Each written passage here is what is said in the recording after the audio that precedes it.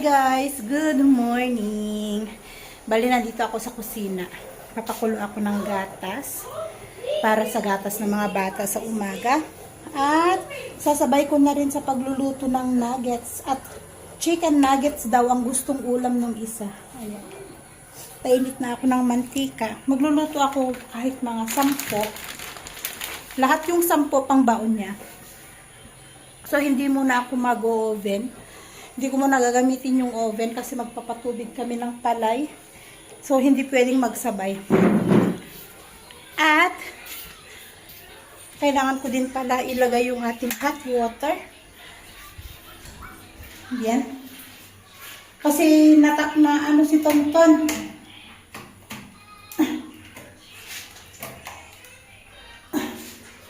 Kasi minsan dahil nga mainit guys, hindi ako papainit ng tubig.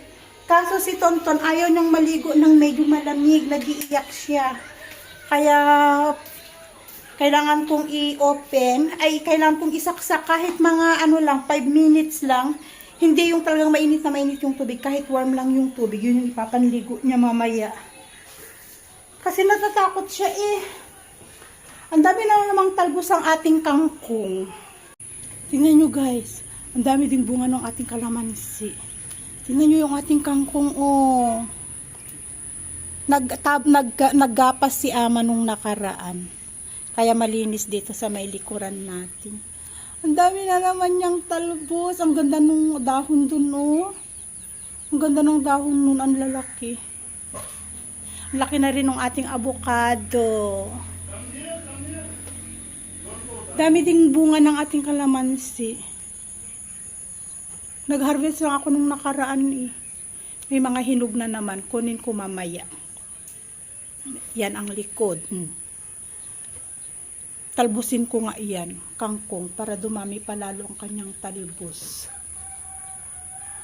Ganyan lang. Tapos blanch lang natin. Lagyan natin ng kamatis, sibuyas, at bagoong. Ulam na. Nagsusunog pala dyan si Didi. Oh. Kaya pala, sabi ko, bakit mausok? Hindi ko napansin, nagsusunog pala si Didi dyan. So, ayun guys, katatapos lang mag-inom ng chia seeds. Ay, naku, ang alikabok. Ay, ang usok. Inuunti-unti ni ama yung grass, pangkain niya sa kambing. Tingnan nyo yung kangkong natin dito sa may tabi ng palayan. No? Tingnan nyo guys. Maninipis ang kanyang maninipis ang kanyang hahabaan ko kasi. Maninipis ang kanyang talbos na. Hindi kagaya dun sa may likod ng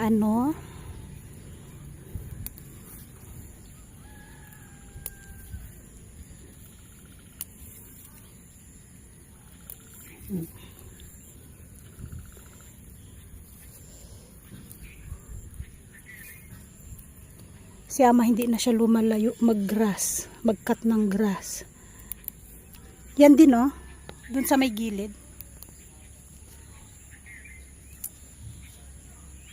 Ang sarap nito guys, adobo.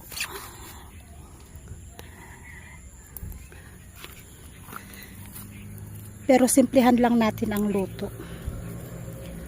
Ano lang natin, blanch lang natin, tapos lagyan ng sibuyas, kamatis. Pwede na. Ako lang naman ang kakain.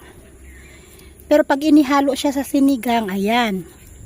Si Asher, si Tonton, gusto nila. O di kaya, basta pag nasabawan,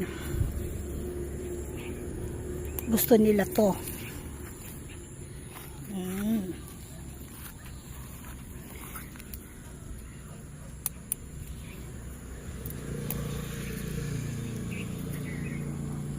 Yan.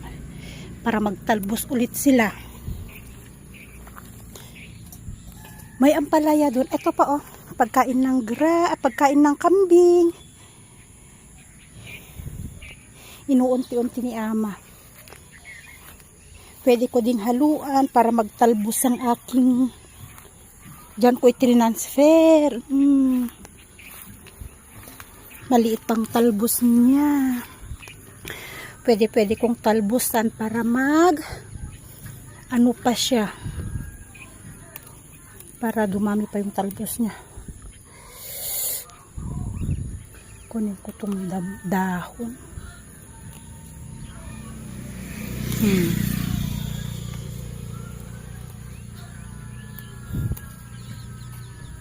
Maliit.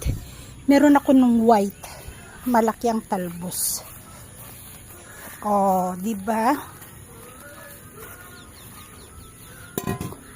Kunin natin 'to.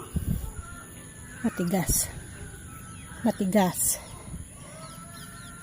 Ayun. Ayun. Meron tayo ditong ampalaya. Okra.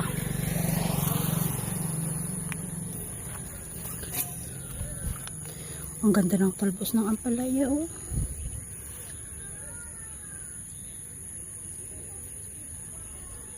Wala yung gunting ko. Hindi ko maputol.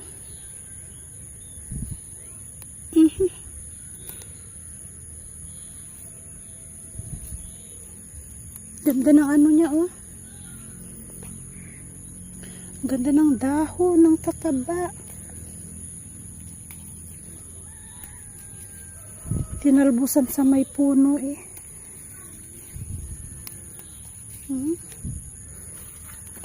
Ang sarap nito sa munggo. Kaya lang ayaw ng mga bata ang lasa ng munggo na may talbos ng ampalaya.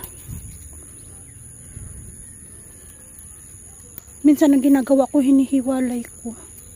May patola dun. Ay, nakuha na ni ama yung patola. May bunga ng patola, nakita ko kahapon.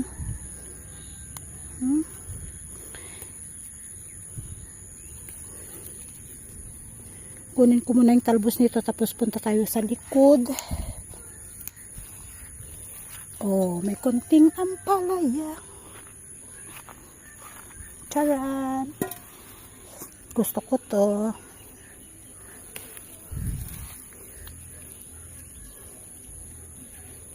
Ayaw ni Asis kasi meron na daw, pero nabasa ko ito yung pinaka seeds niya, maganda din yan.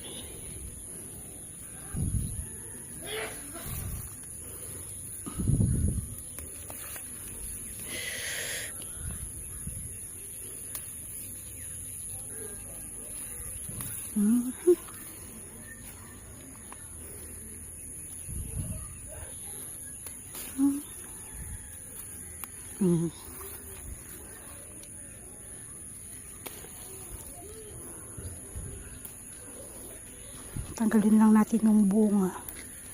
Oh. Oh, diba? Oh, sari-sari yung ating. Balik tayo doon. Puntahan natin yung sa may likod. Ang daming talbos ng ano.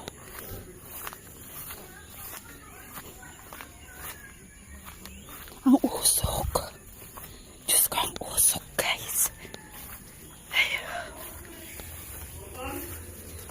Ayan. Ito, ang daming talbos. Diyan.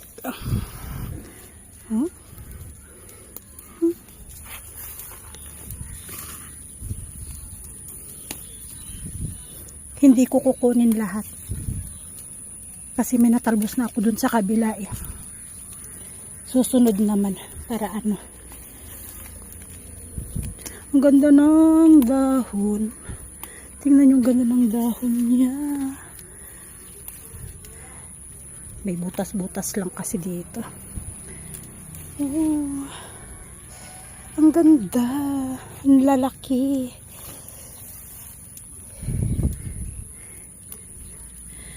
I-save ko yung iba sa susunod na ulam. Tama na. Dami na niya, no? Ako lang naman. Meron pa dito ang gaganda, oh. At kalamansi.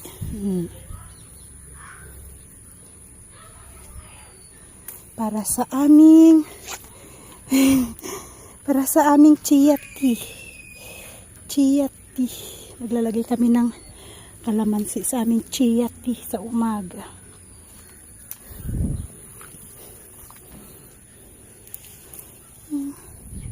Charan! Sabi nung isa kung bibili daw siya ng lime. Sabi ko, hindi, may kalamansi. Hinog yung mga kalamansi sa likod. Para bukas.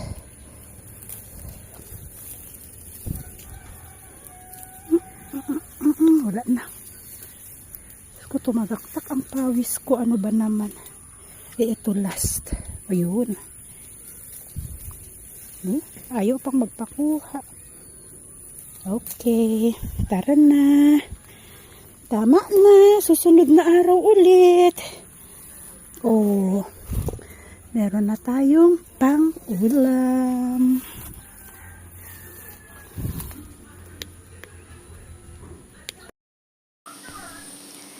So yun guys, magluluto na tayo. Kaso, hindi na masusunod yung ating salad na sinasabi kanina. Kasi nung nakita nung isa, yung mga na-harvest ko nga na gulay sa paligid bahay, sabi niya, ay masarap yan sa sinigang ng manok. So for today's ulam is sinigang ng manok. Yan ang lulutuin natin ngayon. At ihalo natin yung iba't ibang dahon na na-harvest nga natin kanina sa paligid bahay. So kaya nakikita nyo, ako ay nagigisa na dyan ng sibuyas at luya. At yun, naka-receive din kami ng notice galing sa school na walang pasok today. Hindi ko alam kung ano yung dahilan, pero nakalagay doon is emergency close daw ang Chitwan. At lahat ng school ay closed din, siguro kasamang mga offices or something. Pero sa narinig-rinig ko na balita, ay dahil daw sa issue about Hinduism and Muslim. Parang nagkaroon yata sila ng something problema guys, issue, ganyan. So, may konting rally-rally na nagaganap daw sa Chitwan. Kaya, clinose nila ang Chitwan ngayon. At kagaya nakita nyo, naglagay ako dyan ng salt, pepper, and syempre hindi nawawala ang turmeric. At syempre, naglagay din tayo dyan ng chicken cubes. Pampasarap, pampalasang chicken cubes. Hindi kami gumagamit ng betchin, pero gumagamit kami ng chicken cubes, pampalasa ba. So, ayan, nagisa na natin at nailagay ko na rin yung kamatis. Siyempre, sinigang, naglalagay tayo ng kamatis. At siyempre, tubig, konting sabaw-sabaw. At for sure, magugustuhan na naman to ng mga bata kasi mahilig din sila sa sabaw. At yung harvest ko nga na gulay, ayan, gusto nila yan. Mas gusto nila sabaw at gulay minsan. Tapos konting karne lang ng manok yung ulam nila. Marami silang nakakain. Kaya pumayag din ako na sinigang ang aming ulam ngayon na manok. Siyempre, nagpresenta naman yung isa, siya naman ang bumili, o, diba? At siyempre, kumulo na nga at luto na yung ating manok. Ilagay na rin natin yung ating sari-saring gulay. O, diba? Ang dami. Sarap. Ang bango ng amoy niya, yung sari-saring gulay na na nahalo diyan sa ating chicken. At syempre, yung harvest natin na kalamansi kanina, yun ang inilagay kong pang-asim, guys. Naka-harvest ako ng kalamansi. Pinapang-asim, syempre, tikman din natin para alam natin kung dadagdagan ba natin ng asin or ano. Pero okay naman ang lasa niya. At nilagay ko na nga din ang kalamansi dyan. Yan. At konting kulo-kulo lang, 1 minutong kulong-kulo at okay na ang ating ulam for today. Sinigang na chicken.